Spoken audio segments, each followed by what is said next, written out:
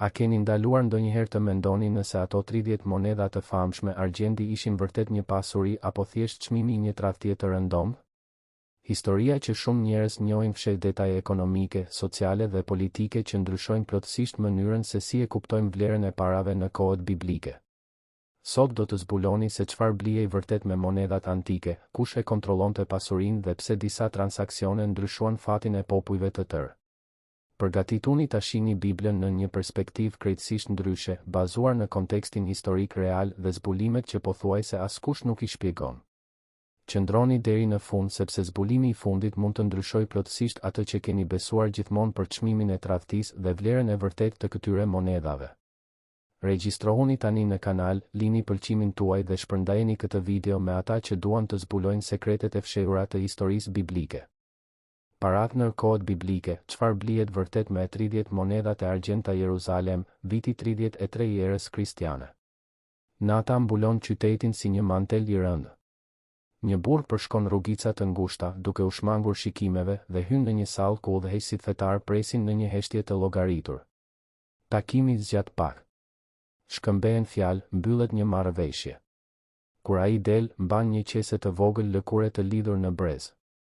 Brenda saj, 30 pjesë argjendi tringullojnë me çdo hap të nxituar. Pesha është modeste. Nxë në pëllëmbën e një dore.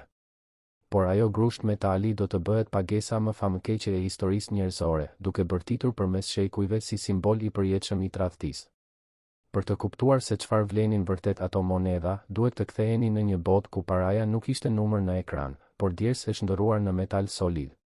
Shumë kohë para se të ekzistonin bankat me kasaforta çeliku, kartat me qipa apo çdo sistem digjital, paraja mbante peshë literale. Nuk ishte koncept abstrakt. Ishte objekt fizik që e mbaje, e ruanje, e fshije. Mund të ndjeje pasurinë tënde në duar, të llogarisje pasurinë tënde nga vëllimi që zinte në një ark druri. Dhe më e rëndësishmja, mund të humbisje absolutisht gjithçka nëse dikush e merrte atë ark gjatë natës. Paraja në kohët biblike funksiononte kështu. E prekshme. E cenueshme. Rrezikshmërisht reale. Në periudhat e para të regjistruara në shkrime, madje para shpikjes së monedhave të prerë, transaksionet tregtare ndodhnin përmes metaleve të rënda në gjendje të papërpunuar. Argjend, kryesisht, sepse ishte i bollshëm mjaftueshëm për të qarkulluar, por i rrallë mjaftueshëm për të mbajtur vlerë të qëndrueshme. Ar për më të pasurit dhe për negociata të përmasave të mëdha. Bronz për shkëmbimet më të vogla të përditshmërisë. Vlera nuk ishte e shtypur askund. Nuk ekzistonin numra të gdhendur. Ishte ekskluzivisht në peshë. Tregtarët profesionistë mbanin peshore precizionit të varura në brez, instrumente delikate që përcaktonin pasurinë. Çdo negociat kërkonte peshim të kujdesshëm para dëshmitarëve. Askush nuk i besonte vetëm fjalës së tjetrit. Peshorja vendoste të vërtetën. Imagjinoni skenën konkrete. Ju dëshironi të blini një fushë për të mbjellë grur dhe për të ushqyer familjen tuaj. Shitësi, pas negociatave të tensionuara, përcakton çmimin përfundimtar, 400 sikla argjendi. Ju nuk dorëzoni 400 monedha të numëruara një nga një. Kjo nuk ekziston ende. Ju sillni copa argjendi të papërpunuar, shufra të parregullta, fragmente bishuterisht të vjetra të shkrira, ndoshta unaza të gjeneratave të kaluara. Vendosni gjithçka mbi një pjatë të peshores, ndërsa shitësi vëzhgon me sy të vëmendshëm. Në pjatën tjetër, ai pozicionon pesha guri të kalibruara sipas standardeve të pranuara. Peshorja lëkundet, stabilizohet, tregon. Nëse mungon 1 gram i vetëm, pazari nuk mbyllet. Nëse tepron, keni humbur para që nuk do të kthehen kurrë. Çdo transaksion ishte negociat teknike që kërkonte njohuri, durim dhe vigjilencë konstante kundër mashtrimeve. Ishte pikërisht kështu që Abrahami bleu arën e Makpelës për të varrosur Sarën, gruan e tij të dashur. Libri i Zanafilës, në kapitullin 23, regjistron skenën me detaje tregtare çuditërisht precize për një tekst të shenjtë. Efroni, Hititi, pronari i terrenit, përcakton çmimin para të gjithë të pranishmëve, 400 sikla argjendi. Abrahami nuk pyet, nuk bën pazar në atë moment solemnëzie. Peshon metalin para dëshmitarëve të mbledhur në portën e qytetit, vendi zyrtar ku mbylleshin kontratat dhe zgjidheshin mosmarrëveshjet. Teksti biblik kujdeset të përmend se argjendi u peshua sipas standardit korrent midis tregtarëve.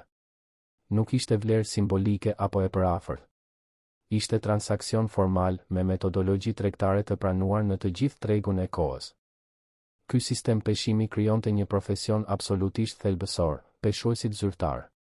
Burra të trajnuar rreptësisht për të identifikuar metalet e falsifikuara me lidhje inferiore, për të llogaritur pastërtitë në mostra të ndryshme dhe për të garantuar që askush të mos mashtrohej në transaksionet e rëndësishme. Në qytetet e mëdha të lindjes së lashtë, këta profesionistë kishin status të lartë, pothuajse priftëror në disa kultura. Instrumentet e tyre ruheshin me zell. Peshorët e tyre, të kalibruara me pesha guri zyrtare të mbajtura në tempuj, përfaqësonin vetë idenë e drejtësisë tregtare. Një peshore e mashtruar mund të shkatëronte reputacione të ndërtuara për dekada dhe pasuri të grumbulluara për gjenerata. Falsifikimi i peshave ishte krim i rënd në pothuajse të gjitha qytetërimet antike. Egjiptianët ndëshkonin me gjymtim. Babilonasit aplikonin gjoba shumë të rënda. Fjalët e urta biblike dënojnë vazhdimisht peshoret e pandershme, duke i quajtur ato një fëllisi për Zotin. Libri i fjalëve të urta deklaron pa rrotulla: peshorja mashtruese është fëllisi për Zotin, por pesha e drejtë është kënaqësia e tij. Profeti Amos denoncon tregtarët që zvogëlonin efën dhe rritnin siklen, duke falsifikuar peshoret e mashtrimit për të gënjur blerësit e varfër. Kjo tregon se sa shumë i gjithë sistemi ekonomik varej nga integriteti teknik dhe moral. Por peshimi i metalit të papërpunuar sa herë që dikush donte të blinte një bukë apo një peshk ishte plotësisht i papraktikueshëm. Me kalimin e kohës, përgjatë shekujve, qytetërimet zhvilluan një zgjidhje geniale. Filluan të krijonin copa metali me peshë rreptësisht të standardizuar dhe markë zyrtare të gdhendur. Lindën monedhat e para. Revolucioni nuk ishte vetëm ekonomik. Ishte thellësisht social. Pa pritur, çdo person mund të merrte pjesë në tregti pa pasur nevojë për peshore apo njohuri teknike. Mjaftonte të numëronte. Monedhat e para të prerë u shfaqen rreth shekullit të 7 para Krishtit në rajonin e Lidis, Turqia e sotme. Ishin bërë nga elektrumi, lidhje natyrale e arit dhe argjendit e gjetur në lumenjtë e rajonit, veçanërisht në lumin e famshëm Paktol. Shpejt, ideja u përhap nëpër rrugët tregtare të Mesdheut. Persët krijuan monedhat e tyre imperiale, darikët e arit dhe siklat e argjendit, duke i përhapur në të gjithë perandorinë e tyre të gjerë. Grekët e rafinuan sistemin me një diversitet mbresëlënës, ku çdo qytet shtet priste monedhat e veta me simbole dalluese. Bufi i Athinës u bë sinonim i cilësisë monetare. Dhe kur perandoria romake dominoi Mesdheun pas pushtimit të Greqisë dhe Egjiptit, denari i argjend u bë monedha më e njohur dhe e pranuar e botës antike, duke qarkulluar nga Britania në Mesopotami. Këtu hyn një dhënë themelore për të kuptuar vlerën e gjërave në kohët biblike. Një denar romak ishte i barabartë me pagesën e një dite të tërë pune të një punëtori të thjeshtë.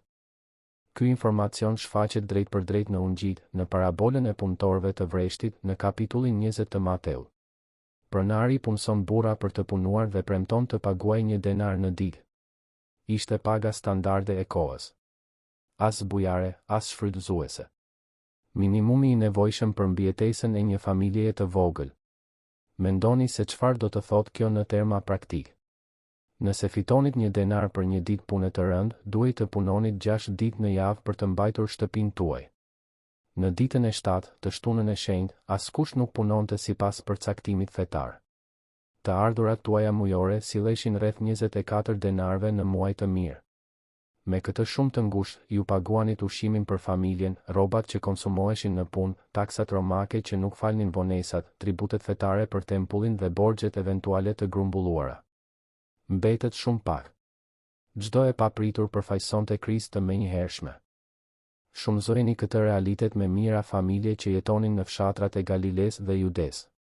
Shumica absolute e popullsisë jetonte kështu, në kufirin midis mbijetesës dhe katastrofës.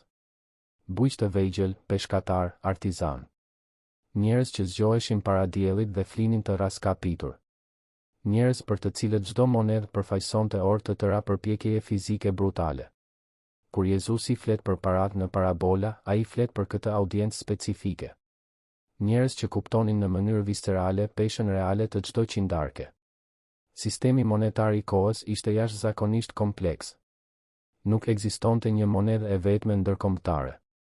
Çdo rajon, çdo perandori, çdo periudhë sillte njësitë e veta monetare. Sikla hebraike, denar romak, drami greke, talenta për shuma të mëdha, lepta për të varfrit. Konvertimi i vlerave midis këtyre monedhave kërkonte njohuri të specializuara. Ishte si të udhëtoje nëpër 10 vende të ndryshme, secili me monedhën e vet, pa aplikacion konvertimi. Këmbyesit e parave ekzistonin për shkak të këtij kompleksiteti. Ata operonin në tregjet kryesore dhe, në mënyrë vendimtare, në oborret e tempullit të Jeruzalemit. Sepse tempulli kishte një rregull specifik, ofertat dhe taksat fetare mund të paguheshin vetëm me monedha argjendi të pastërtisë së lartë, përgjithsisht sikla e Tiros. Kjo monedhë fenikase ishte e famshme për konsistencën e saj të peshës dhe cilësinë e metalit, duke mbajtur standarde rrepta edhe shekuj pas pushtimit romak. Monedhat romake, me imazhin e perandorit dhe titujt që e deklaronin atë hyjnor, konsideroheshin idhujtare dhe të papërshtatshme për përdorim të shenjtë. Nuk mund të hynin në thesarin e tempullit. Përveç sistemit të tempullit, ekzistonte bara e rëndë tatimore romake. Perandoria mblidhte taksa në forma të ndryshme. Tributum capitis ishte një taks për kokë, e mbledhur nga çdo i rritur pavarësisht nga të ardhurat.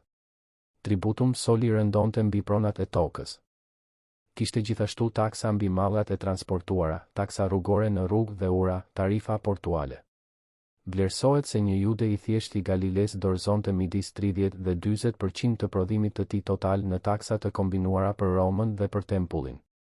Bara ishte dërmuese për familjet që jetonin tashmë në kufi. Imagjinoni situatën. Një jude i devotshëm udhëton ditë të tëra për të mbërritur në Jeruzalem për Pashkë. Mbart kursimet në denar romak, monedha që qarkullonte në përditshmëri. Kur mbërrin në tempull, zbulon se duhet të kthej gjithçka në sikla të Tiros për të paguar taksën dhe për të bler kafsh për sakrificë.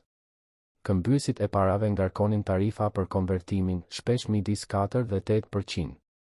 Sistemi përfitonte ata që kontrollonin tavolinat e këmbimit, përgjithsisht familje të lidhura me aristokracinë priftërore. Ishte kundër këtij sistemi që Jezusi veproi kur dëboi shitësit nga tempulli. Nuk ishte vetëm indinjat fetare gjenerike. Ishte denoncim ekonomik specifik. Marku regjistron se Jezusi citoi 2 pasazhe profetike: "Shtëpia ime do të quhet shtëpi lutjeje për të gjitha kombet, por ju e keni kthyer në shpellë kusarësh." Tavolinat e këmbyesve u përmbysën fizikisht. Monedhat u rrokullisën në dyshemen prej guri. Gjesti ishte publik dhe dramatik. Jezusi sulmonte drejt për drejt shkrirjen midis fesë dhe shfrytëzimit financiar.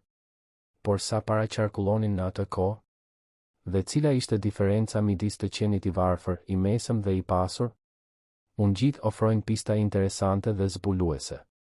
Vejusha e varfër që Jezusi lavdëron publikisht depoziton 2 lepta në gazofilakin e tempullit, kutitë e ofertave në formë borje të pozicionuara në oborrin e grave. Lepta ishte monedha më e vogël në qarkullim në të gjithë sistemin monetar judaike, një pjesë e vogël bronzi aq e vogël sa mezi mbahej midis gishtave. 2 lepta së bashku ishin të barabarta me një kuadrant të vetëm romak, i cili nga ana e tij vlente vetëm 1/64 e denarit. Në terma praktik të llogaritshëm, më pak se 2 minuta nga puna ditore e një punëtori të thjeshtë. Çmimi i një grushti krip, ndoshta më pak. Por ishte absolutisht gjithçka që ajo vejush zotëronte në botë, gjithë jetesa e saj për atë ditë. Jezusi u vë në dukje dishepujve se oferta e saj e mirë vlen pafundësisht më shumë se donacionet e mëdha mburse të pasurve, sepse ata dhanë nga ajo që u tepronte rehatshëm, ndërsa ajo dha nga varfëria e saj, duke sakrifikuar mbijetesën e saj. Në skajin tjetër, kemi figura si Zakeu, kreu i tagrambledhësve të Jerikos. Tagrambledhësit ishin mbledhës taksash për Romën, një klasë e urryer nga pothuajse të gjithë judenjtë. Sistemi funksiononte kështu: Roma nxirrte në ankam të drejtën për të mbledhur tribute në një rajon të caktuar. Fituesi i ankandit paguante paraprakisht një shumë fikse perandorisë dhe më pas mbante absolutisht gjithçka që arrinte të mblidhte mbi këtë kuotë zyrtare. Sa më shumë të mblidhte nga popullsia, aq më i madh ishte fitimi i tij personal. Sistemi praktikisht inkurajonte zhvatjen dhe abuzimin. Tagrambledhësit ishin universalisht të përbuzur. Konsideroheshin tradhtarë që bashkëpunonin me pushtuesin romak. ritualisht të papastër nga kontakti i vazhdueshëm me paganët, të përjashtuar nga sinagogat, të shmangur në dasma dhe biznese. Talmudi i mëvonshëm do të arrinte të deklaronte se ishte e lejuar të gënjej ta grambledhësit, aq e madhe ishte urrejtja që ata frymëzonin. Zakeu ishte pasuruar kështu gjatë viteve. Kur ai konvertohet pasi takon Jezusin, i cili në mënyrë skandaloze vetë ftohet për darkë në shtëpinë e tij të papastër, ai premton të japë gjysmën e pasurisë të varfërve dhe të kthejë 4 fishin e asaj që i ka vjedhur dikuj. Fakti që mund ta bënte këtë tregon se pasuria e tij ishte substanciale. Midis këtyre skajeve, shumica luftonte për të mos rënë në kategorinë më të frikshme, të borxhliu. Borxhet në kohën biblike nuk funksiononin si sot. Nuk ekzistonte falimentimi personal apo rinegocimi i lehtësuar. Nëse detyroheshe dhe nuk arrije të paguaje, pasojat ishin brutale. Mund të humbisje tokat e tua, trashëgimin familjare të transmetuar për gjenerata. Mund të detyroheshe të shisje fëmijët si skllëvër të përkohshëm. Në raste ekstreme, ju vetë bëheshit sklav i kreditorit derisa të shlyenit debitin me punë. Jezusi e njihte këtë realitet. Parabolat e tij janë plot me referenca për borxhet dhe kreditorët. Parabola e kreditorit të pamëshirshëm flet për shërbëtorin që i detyrohet 10.000 talenta mbretit. Një talent ishte i barabartë me 6.000 denar. 10.000 talenta do të ishin 60 milion denar. Për një punëtor të thjesht, më shumë se 160.000 vjet punë. E pamundur të paguaj në 1.000 jetë. Pika e parabolës ishte kjo. Borxhi i falur ishte i papagueshëm. Dhe megjithatë, shërbëtori i falur refuzon të falë një tjetër që i detyrohej vetëm 100 denar. 100 ditë pune. Një borxh real i shlyeshëm. Historia ekspozon kopratësinë njerëzore para hirit hyjnor. 100 denar përfaqësonin më shumë se 3 muaj rrogë. Tani arrim te episodi qendror. 30 monedhat e argjenta. Mateu regjistron se krerët e priftërinjve i paguan Jud Iskariotit 30 monedha argjendi për të dorëzuar Jezusin. Teksti grek përdor fjalën arguria, që do të thotë pjesë argjendi. Studiuesit debatojnë se cila monedhë specifike u përdor. Disa mbrojnë se ishin siklat të Tiros, monedhë e pranuar në tempull. Të tjerë sugjerojnë tetradramat greke. Shumica pajtohen se vlera totale ishte e barabartë me përafërsisht 120 denar. 120 denar. 4 muaj punë të një punëtori të thjeshtë. Mendoni për këtë. Juda shiti mësuesin e tij, mikun e tij, udhëheqësin e tij shpirtëror për ekuivalentin e 4 muajve rrogë. Nuk ishte pasuri e aftë për të ndryshuar jetën e tij përgjithmonë. Nuk ishte pasuri që do të garantonte komoditet deri në pleqëri. Ishte një shumë domethënëse, po. Mund të blije një kope e vogël venç. Mund të financojë një udhëtim i gjatë. Mund të shlyeshin borxhet e prapambetura. Por nuk ishte çmimi i një njeriu të rëndësishëm. Dhe kjo është pikërisht pika. Shuma nuk ishte aksidentale. 30 pjesë argjendi kishin kuptim specifik në legjislacionin mojsiak. Në librin e Eksodit, kapitulli 21, ligji përcakton se nëse një kau godet me brirë një skllav dhe e vret, pronari duhet t'i paguajë zotit të skllavit 30 sikla argjendi. Ishte kompensim ligjor për vlerën e një skllavi të vdekur. E kuptoni mesazhin? Duke paguar 30 monedha argjendi për Jezusin, autoritetet fetare po e çmonin atë si skllav. Jo si profet. Jo si mbret mesianik. Jo si kërcënim politik të rrezikshëm. Si skllav. Vlera më e ulët që ligji lejonte t'i atribuojë një jetë njerëzore. Ishte fyrje e llogaritur, deklarat për buzje e koduar në monedhë. Profeti Zakaria e kishte parashikuar këtë vlerë shekuj më parë. Në kapitullin 11 të librit të tij, Perëndia kërkon që udhëheqësit e Izraelit të vlerësojnë punën e tij si bari. Ata peshojnë 30 pjesë argjendi. Dhe Perëndia përgjigjet me sarkazëm therrës, ky çmim madhështor me të cilin u vlerësova prej tyre. Urdhri është të hidhen paratë te poçari. Kur Juda përpiqet të kthejë monedhat dhe autoritetet përdorin paratë për të blerë arën e poçarit, profecia përmbushet me saktësi shqetësuese. Por le të kthehemi te vlera praktike. Çfarë mund të blinte dikush me 30 monedha argjendi në shekullin e parë? Një kau i rritur kushtonte midis 20 dhe 30 siklave, varësisht nga cilësia dhe rajoni. Gomari, kafshë thelbësore për transport në terene malore, kushtonte rreth 15 cikla. Delet varionin midis 3 dhe 5 ciklave secila. Vite kushtonin pak më pak. Me 30 monedha, ju mund të ndërtonit një kope të vogël prej 6 deri në 10 kafshë. Asgjë e papërfillshme për një fshatar që fillon nga zeroja, por larg pasurisë së konsoliduar. Terenet bujqësore kishin çmime të ndryshueshme. Ara e Makpelës, e bler nga Abrahami, kushtoi 400 cikla. Por ishte teren special me shpellë për varrime në lokacion të dëshirueshëm. Arat më të vogla, në rajone malore më pak të vlerësuara, kushtonin shumë më pak. Ara e Poçarit e bler me monedat e Judës ishte ndoshta teren i degraduar tashmë nga nxjerrja e argjilës, me vlerë të ulët tregtare. Rrobat përfaqësonin investim domethënës. Nuk ekzistonte prodhim industrial. Çdo pjesë thurej manualisht, ngjyrosej me procese të mundimshme duke përdorur ngjyrues natyral, qepej me kujdes. Një tunikë cilësore mund të kushtonte disa denar. Mantet e përpunuara, veçanërisht të ngjyrosura me purpur, vlenin pasuri të vogla. Me 30 monedha, ju do të pajisnit familjen e tërë me rroba të reja për vite me radhë. Ushqimi ishte relativisht i lirë për ata që kishin para. Një denar blinte rreth 12 litra grur ose 24 litra elb. Me 120 denar, ju garantonit drithë të mjaftueshëm për të ushqyer familjen gjatë gjithë vitit. Vera, vaji, peshku i tharë do të plotësonin qilarin. Sa për shërbimet? Punëtorët e krahut merrnin 1 denar në ditë. Artizanët e specializuar kërkonin 2 ose 3 denar, varësisht nga kompleksiteti i punës. Marangozët, kovaçët, muratorët ishin më të vlerësuar. Mjekët ekzistonin, por ishin luks për pak njerëz. Shumica varej nga ilaçet shtëpiake dhe lutjet. 30 monedha do të paguanin një muaj punë të një artizani të kualifikuar. Ose 4 muaj të një punëtori të thjeshtë. Mund të ndërtojë një shtëpi e thjeshtë me tulla balte. Mund të pajisej një punishtë marangozësh. Nuk mund të blijej një pallat, flot anijesh apo ushtri private. Juda e dinte këtë.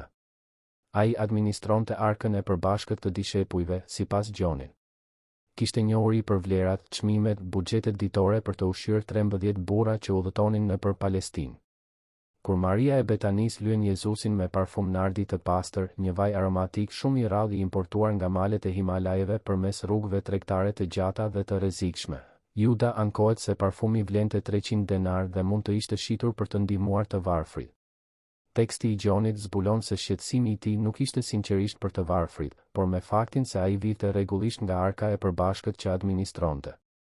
Megjithatë, e dhëna ekonomike është relevante dhe ndoshta e saktë. 300 denar për një shishe të vetme parfumi aromatik luksi. Pothuajse 3 herë çmimi që pranoi për Jezusin. 10 muaj punë të një punëtori. Nardi i pastër ishte aq i vlefshëm sa shishja prej alabastri duhej thyer për të çliruar përmbajtjen, duke garantuar që askush nuk e kishte falsifikuar apo holluar parfumin. Maria theu shishen dhe derdhi gjithçka mbi Jezusin. Një vit rrog duke u avulluar në minuta si aromë në ajër. Ironia është absolutisht dërmuese kur kontemplohet. Një parfum i thjesht vlente më shumë se sa ai kërkoi për vetë Mesian. Pas tradhtisë së kryer, ungjit regjistrojnë se Juda u pushtua nga pendimi. Teksti grek përdor fjalë specifike, metamlomai. Nuk është pendim shpirtëror i thellë. Është remors, peshë, ankth emocional. Ai kupton peshën e asaj që bëri. Përpiqet të kthejë paratë. Vrepon të priftërinë dhe hedh monedat në shenjtërore. Ata përgjigjen me ftohtësi, ç'na duhet ne? Ky është problemi yt. Dëmi është bërë. Autoritetet fetare përballen me një problem praktik të papritur. Nuk mund t'i kthenin monedat në thesarin e tempullit, korbanin e shenjtë. Ishte çmim gjaku, para e kontaminuar nga vdekja e një njeriu, e njollosur me faj. Vet ligji që supozohej se mbronin ndalonte që paratë e tilla të hynin në kasafortat e shenjta. Ironia ishte therse, kishin konspiruar për të vrarë një të pafajshëm, por tani shqetësoheshin për pastërtinë rituale të thesarit. Atëherë u këshilluan midis tyre dhe vendosën të blinin arën e Poçarit për të shërbyer si varrezë për të huaj. Judejt që vdisnin larg tokës së tyre, pelegrinët që ndëronin jetë gjatë festave, udhëtarët pa familje lokale, do të kishin vend për varrim pa kontaminuar varrezat e rregullta judaike. Ara mori një emër ogurzi që mbeti për gjenerata, Akeldama.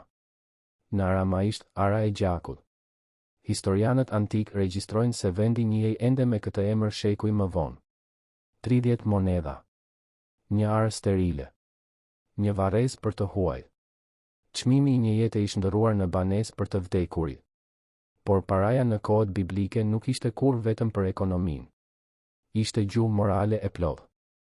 Përfaqësonte nderin, borxhin, pushtetin, korrupsionin. Profetët e Dhjatës së Vjetër denonconin vazhdimisht pasurinë e padrejtë. Amosi gjëmonte kundër atyre që shitnin të drejtin për argjend dhe nevojtarin për një palë sandale. Isaia kritikonte ata që bashkonin shtëpi me shtëpi dhe arë me arë derisa të mos kishte vend për të varfrit. Mike akuzonte udhëheqësit se ndërtonin Sionin me gjak dhe Jeruzalemin me paudhësi. Paraja zbulonte karakterin. Kush grumbullonte në kurrizë të tjerëve tregonte natyrën e tij. Kush ndante demonstronte drejtësi. Kur vejusha e varfër depoziton 2 leptat e saj, Jezusi nuk feston sasin. Feston proporcionin. Ajo dha gjithçka. Të pasurit dhan nga ajo që u tepronte. Aritmetika hyjnore funksionon ndryshe nga ajo njerëzore. Në mësimet e Jezusit, paraja shfaqet vazhdimisht si test moral. Askush nuk mund të shërbejë 2 zotërinjve. Nuk mund t'i shërbehet Perëndisë dhe pasurisë. Është më e lehtë që një deve të kalojë në përvrimën e një gjilpëre sesa një i pasur të hyjë në mbretërinë e Perëndisë. Ku është thesari juaj, aty do të jetë edhe zemra juaj. Çdo fjali sulmon iluzionin se grumbullimi i të mirave sjell siguri apo kuptim të vërtetë. I riu i pasur që kërkon Jezusin duke dashur të di se si të trashëgojë jetën e përjetshme merr një përgjigje të papritur. Shit gjithçka që ke, jepua të varfërve dhe më ndiq. Djaloshi ikën i trishtuar. Kishte shumë pasuri. Pasuria që dukej bekim u bë pengesë. Paraja që premtonte liri u zbulua si zinxhir. Nëse paraja ishte aq e rrezikshme shpirtërisht, pse Perëndia lejoi që ajo të ekzistonte? Përgjigjja mbase qëndron në natyrën e testit. Paraja është neutrale. Nuk është as e mirë as e keqe në vetvete. Problemi qëndron në zemrën që e manovron. Abrahami ishte i pasur dhe ishte i drejtë. Jobi kishte pasuri të mëdha dhe ishte i ndershëm. Çështja nuk ishte kur të zotëroje, por të zotëroheshe. Pasuria që shërben bëhet mjet. Pasuria që dominon bëhet idhull. Të krishterët e parë, pas rrëshajave, eksperimentuan një ekonomi radikale që sfidonte plotësisht standardet në fuqi. Veprat e apostujve përshkruajnë komunitetin ku askush nuk konsideronte ekskluzivisht të tijen asgjë që zotëronte. Shitnin pronat e trashëguara, shtëpit, terrenet bujqësore dhe depozitonin vullnetarisht vlerën integrale te këmbët e apostujve për shpërndarje sipas nevojës specifike të çdo antari. Teksti pohon me admirim evident, nuk kishte nevojtar midis tyre. Barnaba, levit nga Qiproja, shet një arë dhe dorëzon të gjitha paratë. Paraja rrifte dorë më dorë, nuk grumbulloi në kasaforta private. Shërbente për nevoja reale, nuk ushqente ambicie apo ndërtonte për andori familjare. Ky model nuk zgjati për gjithmonë. Anania dhe Safira tentuan të manipulonin sistemin duke gënjur për vlerën e shitjes. Gjykimi ishte i ashpër. Jo për paratë e mbajtura, por për gënjeshtrën ndaj frymës së shenjtë. Edhe në një komunitet idealist, tundimi financiar persistonte. Duke u kthyer te 30 monedhat, trashëgimia e tyre përshkoi shekujt si simbol universal i tradhtisë. Në artin mesjetar, Juda portretizohet shpesh me një qese monedhash të varur në qafë. U bë ikon e fitimit pervers, e shitjes së të shenjtës, e korrupsionit që këmben të paçmueshmen me të matëshmen. Çdo tradhti përpara filloi të krahasohej me 30 monedhat. Por mbase ka një lexim tjetër. Juda nuk tradhtoi për pasuri të pamas. Tradhtoi për një shumë të zakonshme. Për çmimin e 4 muajve punë, për vlerën e një kopeje të vogël, për koston e një are të degraduar. Dhe kjo e bën zgjedhjen e tij edhe më tragjike. Nuk ishte joshja e një thesari fantastik që e rrëzoi. Ishte tundimi ordiner i fitimit të menjëhershëm, i fitimit të shpejtë, i zgjidhjes në dukje të lehtë. Sa herë vlerat e përjetshme shiten për avantazhe të përkohshme? Sa herë e çmuara këmbehet me të përshtatshmen?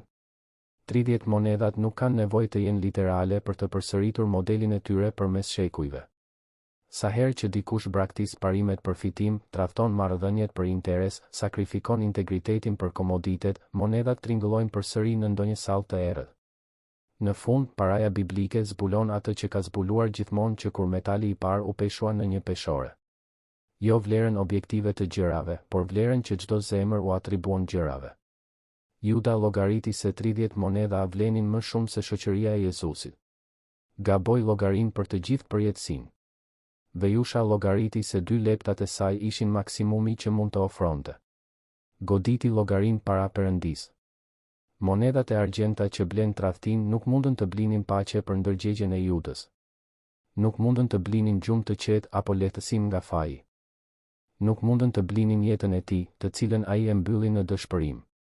Nuk mundën të blinin asgjë përveç një are sterile për të varrosur të huaj.